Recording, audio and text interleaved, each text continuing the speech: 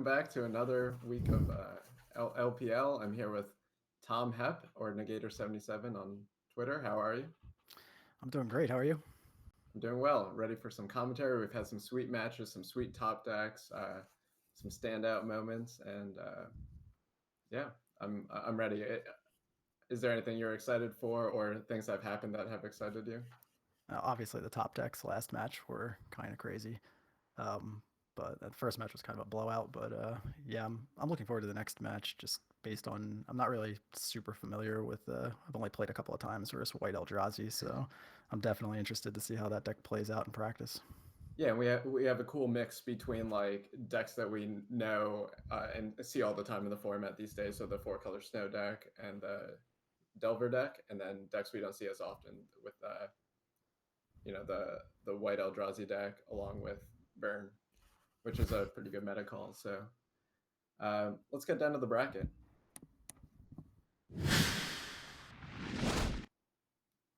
Yeah, so the first match we saw today was Eric Landon against Edgar. Eric was able to take it in 2 with Burn. Then after that, we had Javier against Gottlieb, and Javier was able to win in 3. There's that one game where Bryan was able to get the lock pieces down, but Javier was able to get through that. And then the last match, we had Javier against Eric with a sweet lightning bolt top deck at the end for him to finish it off, and that has Javier winning the group in the winners bracket. And then we're coming down to match 4 over here, so Edgar against Bryan.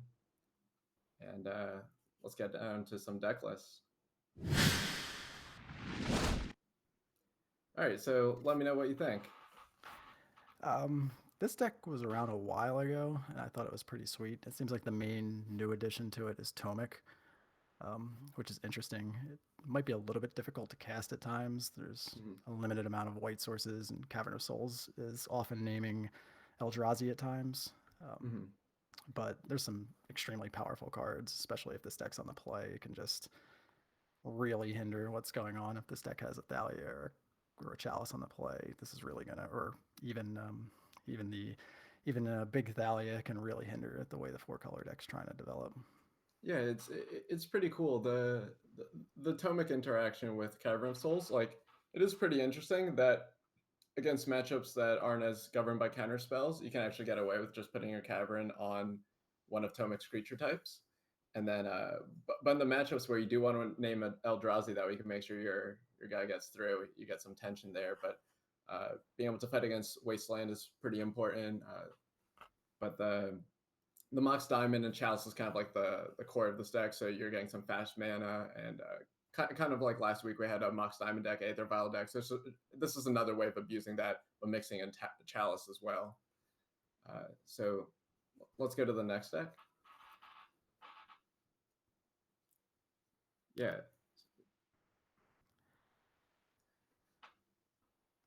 Well, this is a sweet burn deck, but I don't think this is where we are. Yeah. In the match.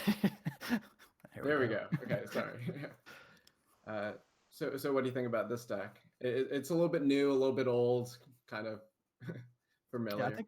I think it's really similar. It might only be off by a couple of cards from the list he ran at the Grand Prix in Atlanta. I think he finished 10th with this list.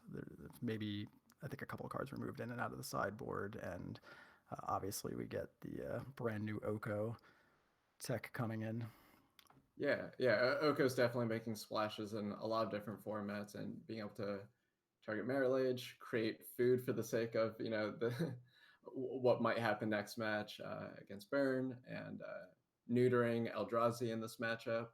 So definitely a lot of play to it, and the snow mana base is something that's very interesting, and that like you're able to play basics that allow like through Arkham's Astrolabe be able to insulate you from Wastelands and a lot of sticky situations that the 4-color decks would get themselves into. And then they're able to play a deck that can support Abrupt Decay and Ren and 6, and like all these casting costs can be wherever they want to be. And Wastelands in your 4-color deck. Yeah.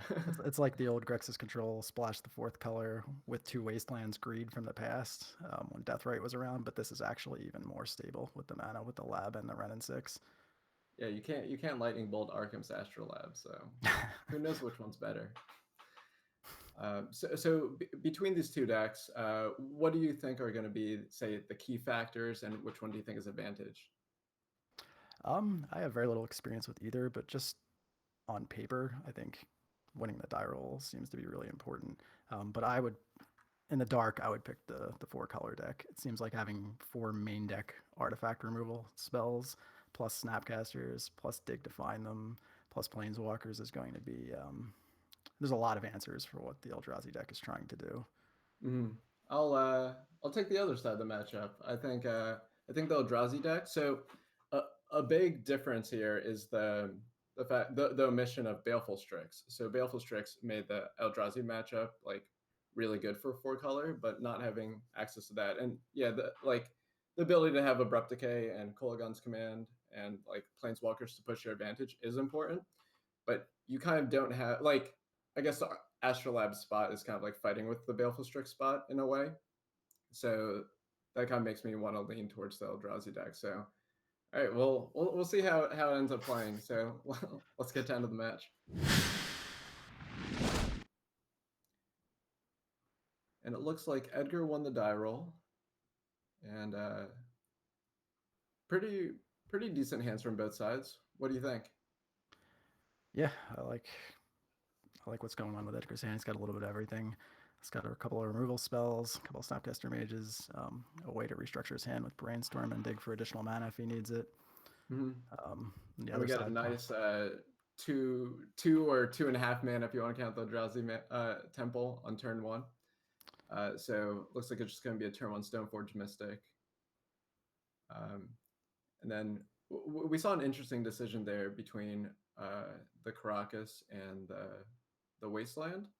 And from us having the bird's eye point of view, we know that like if he kept the Wasteland, Edgar might get a blue-black land here, so Underground Sea, to be able to fatal push the Stoneforge Mystic. But obviously the players don't know that, and the utility of having Caracas in your Thalia deck, especially against a deck that just has a pile of removal, has a lot of equity to it. So I definitely understand Brian's play here. Yeah. And then from Edgar's point of view, he knows that Brian chose to discard a Wasteland, so he can actually infer a bit about the hand. It makes sense that he gets Underground Sea, and drawing the Astrolabe there definitely helps. Everything's just coming together off the top. So if you're Edgar here, what are you considering on the Thoughtseize? Well, I think it's pretty much. I would probably take the Thought-Knot Seer in this situation.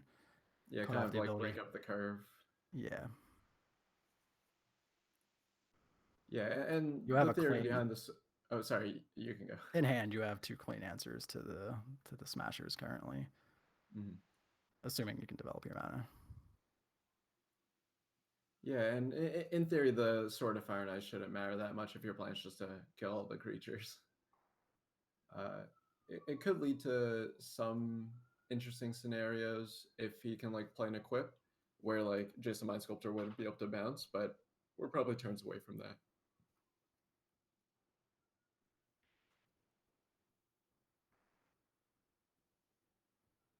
All the Snapcasters. Yeah, he's definitely trying to dig for that 4th mana since he knows that Smashers are going to be coming soon, but he definitely has the first one checked with the Triumph, and then if he draws the 4th land, he'll be able to interact with the one after that. So there's a small decision for Brian there if you want to play the Ancient Tomb. His life total doesn't really matter that much, but it's between playing the Ancient Tomb or playing Mox Diamond. Given the Tomb allowing more mana could be relevant. Yeah, I think especially having the Sword of Fire Ice in play, there's a situation where next turn he could play the 2nd Smasher, and any mana source allows him to equip the sword too. Yeah. Yep, Arkham's Astrolabe, and enabling that Leon is trying to be able to cast off of non-black mana. That land pickup was nice because now he doesn't even have to mess around with the Brainstorm yet. But from Brian's point of view, he has nothing else going on. He just has to go for it. Sure. Pretty pretty straightforward from the draws that lined up. I believe Brian's drawn a lot of mana sources, and then Edgar kind of showing the power of blue and being able to brainstorm and Arkham's Astrolab and be able to sculpt his hand to generate this position that we discussed on the Thoughtseize turn, where he needs to just have 4 mana and be able to Snapcaster back the Liliana's Triumph this turn. Exactly. I'm very familiar with the top deck Mox Diamond draw. Those are quality top decks. Yeah, and it is definitely good of Bryan to hold, Mox Diamond. So the play I talked about earlier, where it's like Mox Diamond and the Ancient Tomb, like which one you want to play, just having the Mox Diamond insulates against Kolaghan's command, as was pointed out by chat. So it's definitely like I feel like both players are playing pretty optimally here, and we're kind of just seeing how it's playing out. But one good draw from Bryan can get him back into it. He is playing with a lot of powerful creatures. Displacer's an interesting one. Its body is good enough, but Snapcaster's not exactly one you would want to flicker.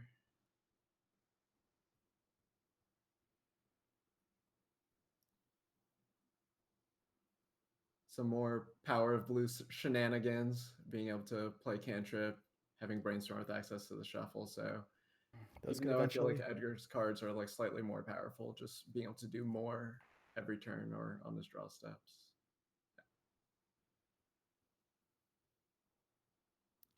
Yeah, those extra Astrolabs could also be 3/3s at some point. Yeah, good point with an Oka.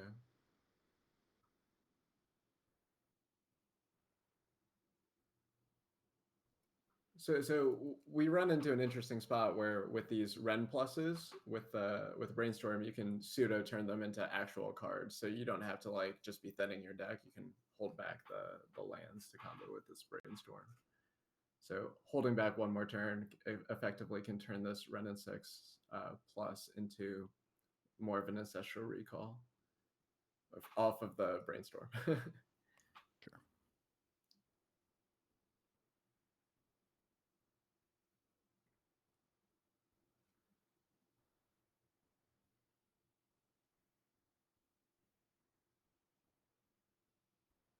So it looks like the Stoneforge Mystics is going to resolve, and if I believe that there's only one equipment left in the deck, it would be the Jitte. I think so, yeah.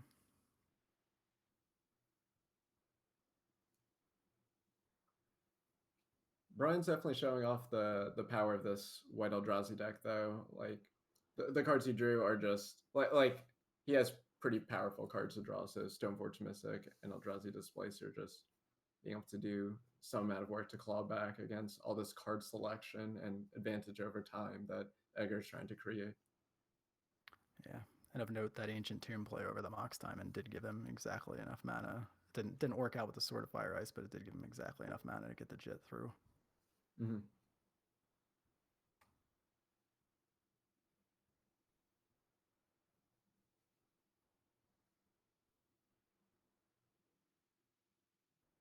Yeah, I was trying to think if there's a reason to kill the Snapcaster main phase or not. I guess the big reason would be if Edgar didn't if Edgar like cracked end step, or you give your opponent an out for making a mistake, but like for fatal push, it can matter that he kills on his turn. But the fetch line kind of negates that, but it's probably like just correct most of the time. Sure.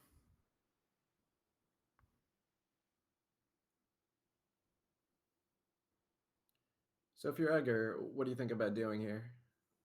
This is a tough spot. And the Engineer is not particularly effective in this spot. Yeah, effectively just pay 3 mana and it's tapped. More or less, yeah. I guess the Plague Engineer has some equity if you want to combo it with your Ren and 6 minus to kill Stoneforge Mystic. So then you can get Bryan down to 1 creature, and then if he blanks that turn, your Jace can the Jace on the next turn can minus, and then you're free from a Jitte turn. But instead using just this turn to try to sculpt a better plan long term, definitely a tough spot, and that was a really big decision point. But I definitely trust Edgar to make the right move there. Yeah, it felt like he was in a really good spot, but that brainstorm didn't really net him much of anything to really capitalize on it. And now the planeswalkers are kind of in a bad spot. Yeah.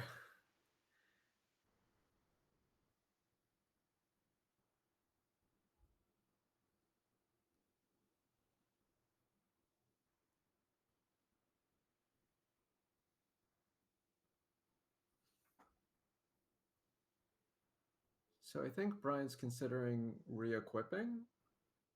Trying to figure out what this 2-mana would be for. So the Jace is on 3, so so if he wants to ensure that he definitely kills Jace, he could re-equip, but let's see. Using the Cardboard.Live extension, let me make sure I remember Edgar's list.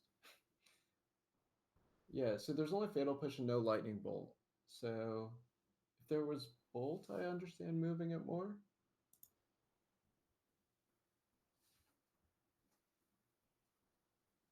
But this 100% allows you to kill Jace.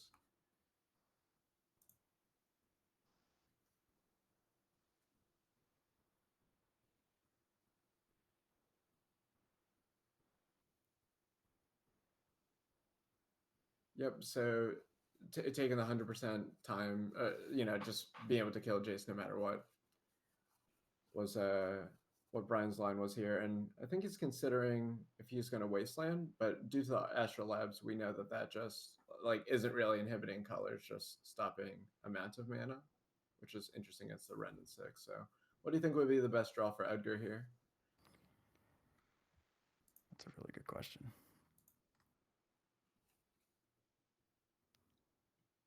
I guess if he could stack his deck, I would have a No, he already drew the one Kolaghan's Command. I guess Brainstorm would be the absolute. Yeah, Brainstorm another Snapcaster to get back Brainstorm or Kolaghan's Command. Yeah. At its core, I guess it's still one of those Snapcaster 4-color decks.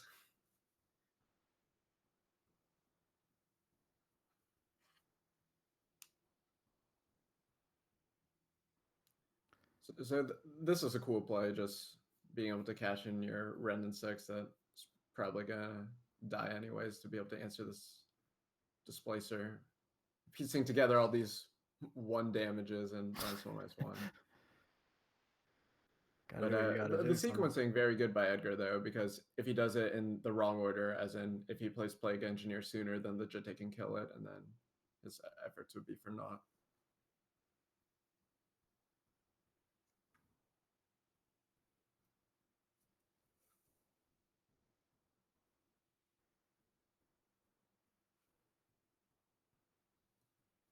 Cavern of Souls not exactly what Brian's looking for there, but you can still just clear this Plague Engineer, clear the Ren and 6, and then I wouldn't say a parity. I mean, it still feels like Brian's ahead, but Edgar gets a draw step, and as you mentioned, like Brainstorm and Snapcaster Mage are still very good draws. So Edgar's by no means out of it, but the Stoneforge Mystic can also just go the distance in a few turns.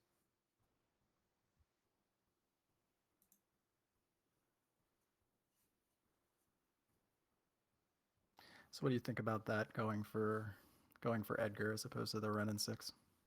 Yeah, it definitely identifies that the +1 getting back lands is not the most relevant. Really, only comboed with the Brainstorm it matters. It really cuts down the clock. Yeah, if he does the full 5 here, it actually cuts him off of all of the fetch lands in the yard anyway. Mm-hmm.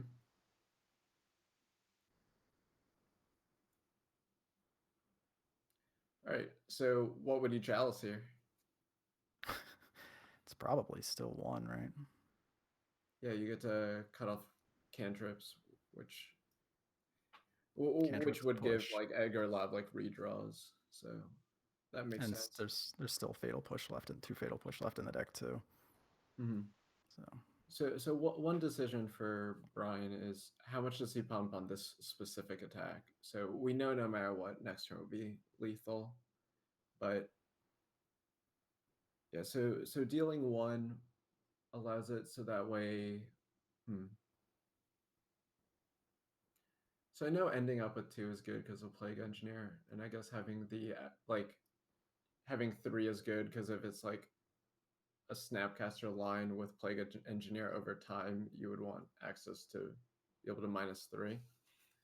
But I think it's just the lowest risk scenario to just let the Stoneforge deal the 1, and then you can figure out the rest later.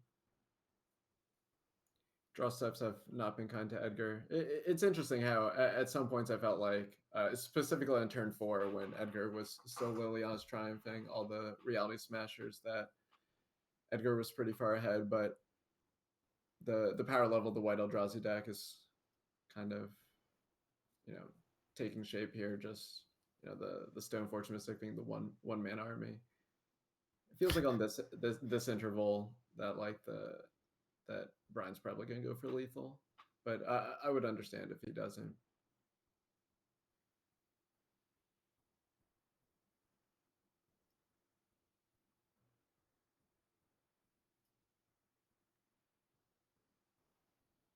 And there you have it. So, oh, all those great cards on the top.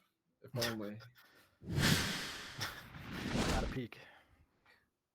All right, so would you be able to walk me through one of the sideboards, whichever one you feel like, you know, really speaks to you? So let's see. Take a look at the white Eldrazi list. So Karn in particular seems really strong in this particular setup.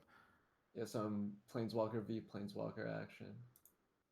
Just even if it's an every other turn thing, any steady stream of threats is going to be strong against the removal heavy deck. Mm-hmm. Especially one that doesn't really apply a ton of pressure. So I think that's very strong. Can't really see what he ended up doing. I'm assuming possibly Thorns. Yeah, and then I can also see the Spyglass, right? Because against Planeswalker, so specifically, I guess Ren and 6 is fine, but Jason Mind Sculptor is the real prize. Yeah, And that's the one. That's the one that'll let them pull ahead. So that makes a lot of sense. Yeah, and Edgar's not playing. I think at 1.4 color, he used to play 3 or 4 Cold Guns command. Being back down to 1 definitely makes it more appealing, but they'd still have the 3 decays. But you have you're taxing that effect so much that I can see the Spyglass being very good. That makes sense. What do you think of the 4-color list? It's like a tough decision. So here, there's a bunch of cards that don't come in, such as I guess all the ones that are still in Edgar's sideboard. So the ones that speak to me, I guess the one that speaks to me is just Plague Engineer. I mean, you're gonna name Eldrazi, but really it's just a Death Touch creature. Kind of playing that Baleful Strix role that I alluded to earlier. You can have Needle for some of the equipment, but it's also just another one that gets chaliced. Yeah, that seems incredibly narrow. So, but you are on the play of this game, so you would be able to get it down on turn 1. But you know they go Stoneforge for the other one. But Jitte was the one that kind of won that game.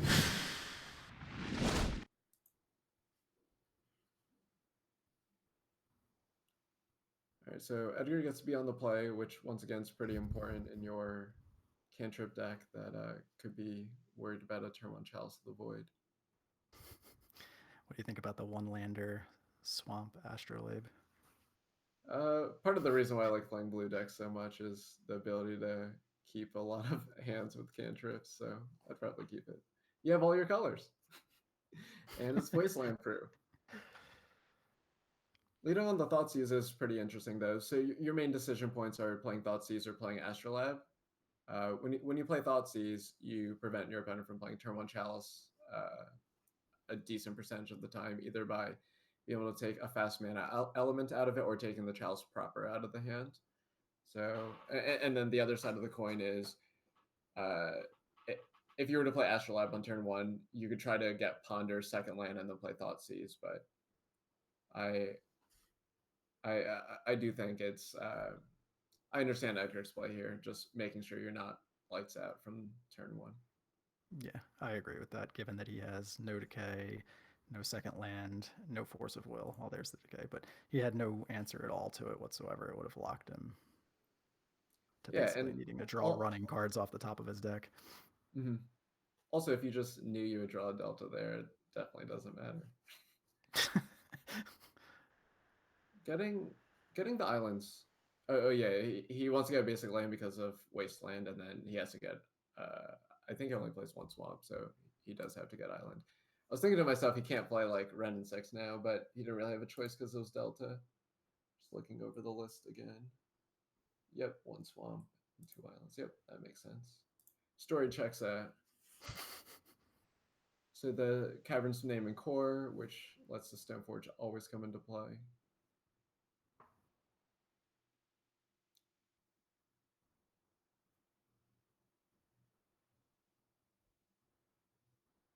All right, so important draw step there, being able to play Ren and 6 or Decay this turn. Whereas if he didn't draw the land, he's pretty priced into just playing the Decay there.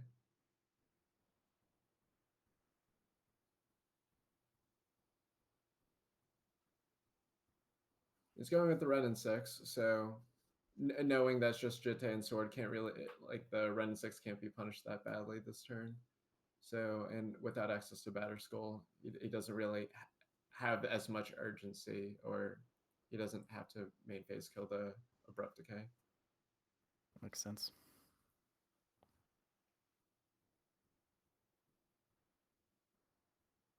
So the Wasteland against Ren and 6 is an interesting scenario. You're kind of just preventing the land, like the land drop factor, I guess. Like, you know, over time this isn't going to work, but you're delaying it by a turn. Yeah, that can't really feel good. I do think this game is progressing in a way that Edgar would want to on the play. So choosing the Bayou over the Delta is interesting, but if you know that your Jace is going to brainstorm in the future, and this makes drawing a brainstorm better too, so you want to have more duels in your hand that we could shuffle them into your deck. I'm trying to think if there's another reason why he would bring back the Bayou over the Delta. I mean, your colors don't really matter because of the Astrolabe, so Maybe just a life preservation thing, since he already has. Yeah, that's a good point. Fetch land at will. Mm-hmm.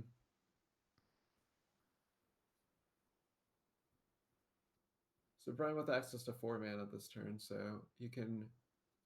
Thorn's not as effective on turn 4, but it still can facilitate scenarios where if Edgar had Kolaghan's command in his hand, then he would have to make a decision right there what he would want a Kolaghan's command. But we know that Edgar has Abrupt Decay in his hand and is going to kind of take the turn cycle back.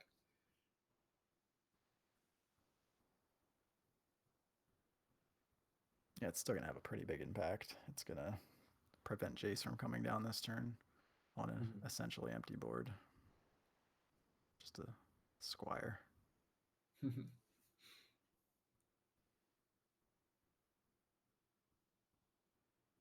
Yeah, so definitely an interesting decision there. So Edgar can either decay the Stoneforge or decay the Sword of Fire and Ice. So what do you think are the merits between the two different situations?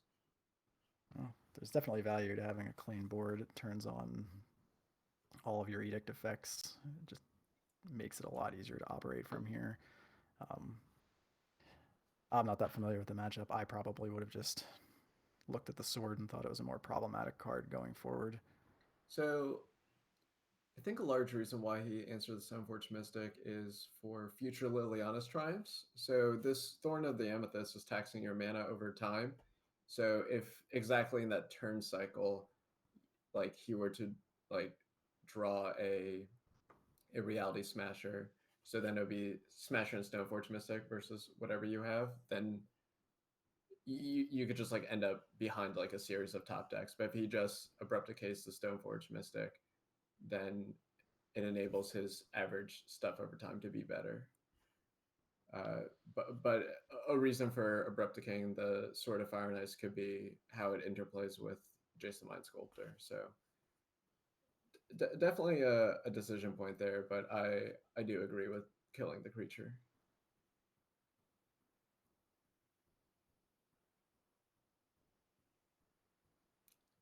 So with this Jace, you can either brainstorm or Fate Seal. So he ends up going with Fate Seal, which I agree with.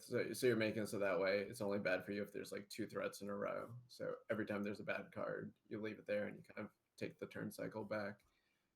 And then there's a good card you put on the bottom, so you're kind of just betting whether or not there's 2 good cards in a row. And really the card you're worried about there is Reality Smasher. So that turn you can either be conservative and just keep most non-smasher cards.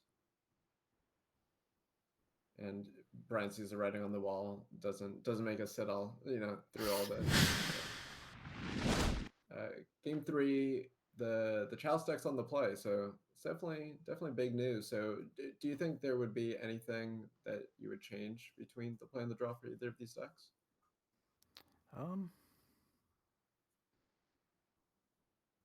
I pulled the discard spell aside, but I'm not really sure I like that on the all that much on the draw. Yeah, it's an interesting situation. So I've actually had a philosophy with like old fairies decks where I would want counter spells on the play because you're like using your tempo advantage, and I would want discard spells on the draw because your opponent has less cards in their hand. So like they start in 7, you start in 7, but then you like draw your extra card and thought seize them. So it's like you're giving them less resources to work with in that like small like span of time. So I'm actually a very huge fan of like having more discard spells on the draw where possible. Okay, so you think the upside risk of essentially getting far ahead in the games that they don't have or can't resolve the turn 1 Chalice just outweighs the risk? Yep. From Brian's point of view, it's also interesting how you want to play Mox Diamond, and you might be able to speak more to this than I would be able to because I've never played a Mox Diamond before. But on the play, the more hands you have with Mox Diamond, you're like pushing advantage even further. Meanwhile, on the draw, you view it as taking back the play. So how do you view Mox Diamond typically? I actually board Mox Diamond out a lot. You just don't like being down that card? Yeah, I mean, this deck's a little bit different because it's really looking to jam some really higher casting cost cards early, and it increases your turn 1 Chalice percentages when you don't have a double land or don't have an Ancient Tomb. So I could see the merits, but it is a miserable top deck. So turn 1 Thorn, definitely one of the pieces that you want, and arguably better than Chalice, especially against this this like decay in Edgar's hand. So being able to prolong that even longer, but oh wow. Oh, I forgot the Spyglass would cost 3. I was thinking it could be cool if he ends up in a spot where he gets to like Spyglass and then see if Edgar cracks the Delta and if he cracks for a wastelandable land, be able to wasteland it, but it costs 3, so that wouldn't happen in the short term. He does have that option next turn.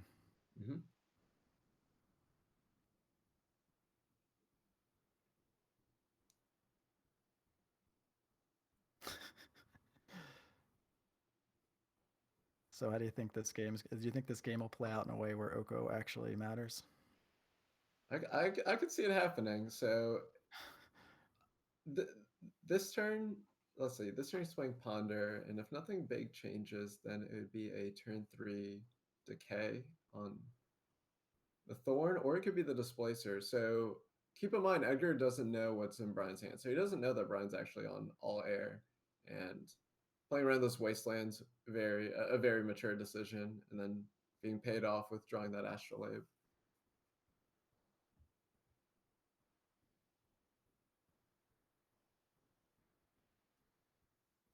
All right, so what do you Spyglass here? My vote's a non-land card. Yeah, the fetches are kind of pointless. If you name it, if Ren just completely obliterates that.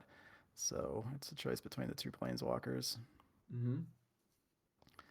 In this spot, Ren just hasn't done a whole lot in this matchup. I know it did kill 1/3 of a displacer in a Yeah, game, but I believe Oko is the card I would name here.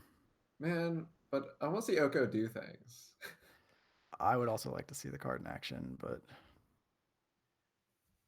You can also end up in some pretty funny spots that, like, if you run a fuel, you like play the Oko anyways, and then when you draw the removal spell, you like already have the Oko in play, so you can get into an interesting scenario there. But Brian's really taking some time to process the hand, and Brian knows that he has no threats right now, so he needs to proceed like, Edgar needs to get a little bit unlucky, and that probably Brian is going to need to draw a good card or two to get back into this game. And I don't mean it from the standpoint that he's behind, but kind of, I guess, like pushing his advantage is what I'm trying to say. yeah.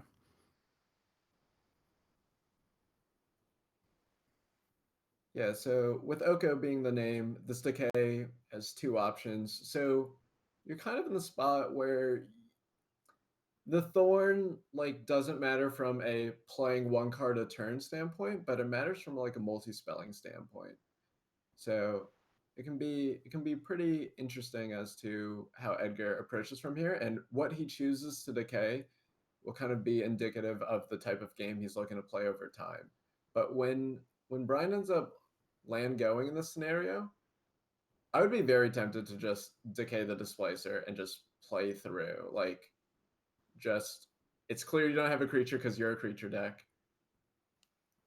but I think the Astrolab and Brainstorm is what pushes Edgar to kill the Thorn. So being able to kind of turbo Xerox through his stuff, and then this turn he's setting up a Snapcaster Decay. Yeah, I think I like decaying the thorn there because you're gonna if nothing else happens again, you're going to decay the displacer anyway. So you Mm-hmm. free up your mana and get the best of both worlds.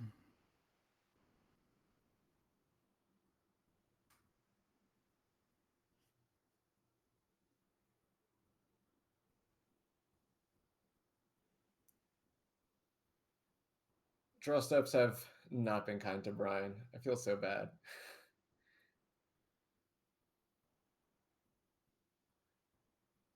So here you end up in a spot where you can. So another line is you can also. I was wondering if you can like decay the Spyglass, then you can play Oko, and you Oko your Snapcaster. That way it's a 3/3. Then when they blink it, you can brainstorm in response, and then you can brainstorm again because you would have 5 mana. But might be a little bit much, and is probably the weakest against the Smasher line. But your Oko would have to be attacked, so you would gain life in that scenario. It's kind of an interesting like little Okoism, or however you want to put it. Like, Oko creates its own little world. Like, Planeswalker's already a sub game, and then Oko is its own sub game. Yeah, watching these games play out, it's crazy to me how bad Wasteland has been versus a 4-color deck. Yeah, Astrolab really changing the how just this whole format looks.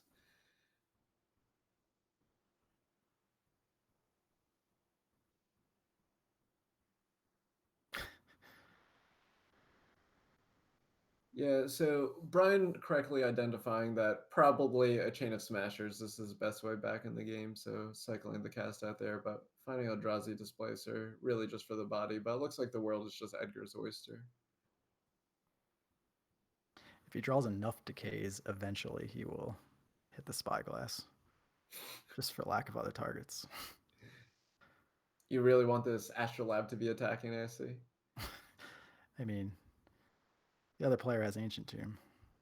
Okay. Want to pressure the life total with Elks whenever possible. Yeah, that's true.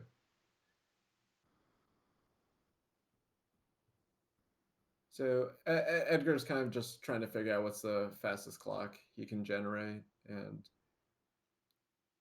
he can pretty much guess what's in Brian's hand at this point, especially with the cycling of the cast out. So just knowing that Brian's been digging this whole time.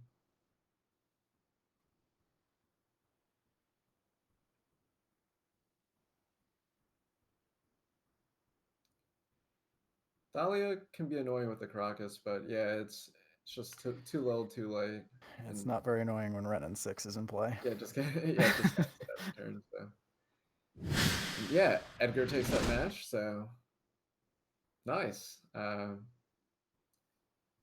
It was it was just kind of a situation where the non-blue deck wasn't able to do what it wanted all the time, and the blue deck was able to stave off the pressure enough and then push an advantage with just like the power blue, power planeswalkers. Uh, it was impressive the game does want Stoneforge Mystic, so that was showing just like the innate power level of the card. So were there any cool moments for you? Um, yeah, I liked watching how ridiculous the Astrolabe is, and just the ability to just basically do whatever you want, cast whatever you want, fetch whatever Mm-hmm. basic you need off whatever fetch. It doesn't even matter what the fetch is because that's every color.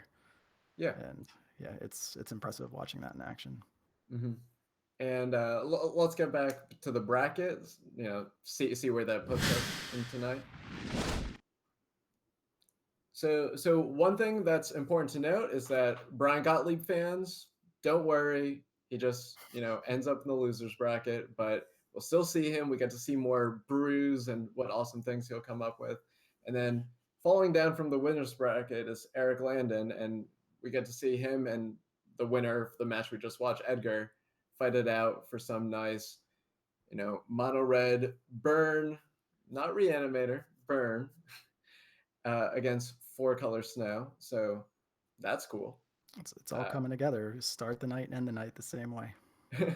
yeah, it's actually a rematch. So I'm really excited for that. And Eric took it down the first time, and I do think it's a favorable matchup for him. But I really want to see Oko do something tonight. So that'd be cool. But Life gain is relevant. yeah, and what it's time for? Raffle. Everyone loves raffles. So How can you we're not? gonna bring Julian in to do that part. So take it away. Hey, thank you so much. Hey guys, how's it going? We're gonna have another raffle. We're gonna have our second raffle for the night. Uh, as you can see on board, there's the super sweet card holder playmat. Now, if you wanna grab that, you can either head to cardholder.com and get it from the shop. They also have a lot of other awesome merchandise, or you enter our competition, and I'm gonna give away card holder. So it's starting now. So if you type card holder in chat, you're gonna enter our raffle. It's gonna be up for something like a minute. You'll all be entered. Just type card order, nothing else, and you'll be entered. So our bot will pick you up, and you can win this. I think they call it like Midnight Blue and Awesome. Okay, I totally made it up. I think something gold. No, seriously, this for this season, I got to pick the stuff that we're giving away. And I remember that last season, this playmat was by far the most sought after item. Like everybody wanted that playmat. And I remember when we put that on, like people came in just for this playmat. At least I like to believe that. And some sweet words about Cardholder because literally like all of our 4 seasons that we've been running, we've been working with them, and literally this wasn't possible without Cardholder. So definitely show them some love. Also check out their rental service. If you ask me, I've been using it for 2 years. Best rental service in all of Magic Online. And with that, some more time for people to enter. Like I see chat is still going strong. You guys are all Carter fans. Lots of swag. Okay, so I'm gonna give it like 10 more seconds, and then I'm gonna pick the lucky winner. And the way it's gonna work is if you won that raffle, if you win this playmat anywhere in the world, doesn't matter where you live. If you live in the middle of the Pacific, if you live in the US, if you live in Africa, Europe, Asia, everywhere, you just send me a message, send me a whisper on Twitch.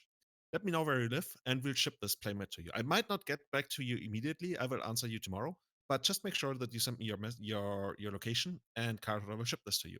So now we're actually gonna pick the winner, and the winner's gonna be, and the winner is Lidopo. Lidopo, you're the proud new owner of this card holder playmat. So check it out.